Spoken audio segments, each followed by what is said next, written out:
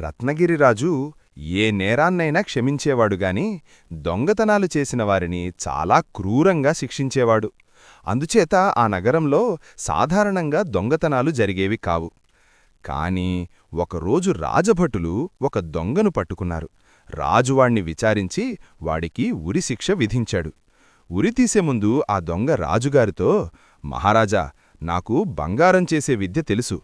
నేనెలాగూ చచ్చిపోతున్నాను గనక అది నాతో అంతరించకుండా తమకు చెబుతాను అన్నాడు. బంగారం చేసే విద్య తెలిసి దొంగతనానికెందుకు పాల్పడ్డావు అని రాజు దొంగనడిగాడు. అది నా దురదృష్టం.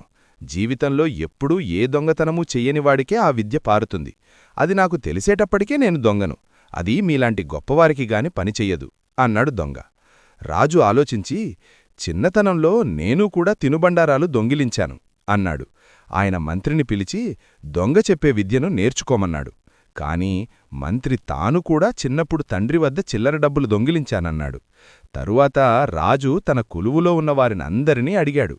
కాని అందరూ ఎప్పుడో ఒకప్పుడు దొంగతనం చేసినట్టు చెప్పారు. దాంతో రాజుకు బుద్ధివచ్చి దొంగకు తేలిక శిక్ష విధించాడు. అది మొదలు దొంగలను క్రూరంగా శిక్షించడం మానుకున్నాడు.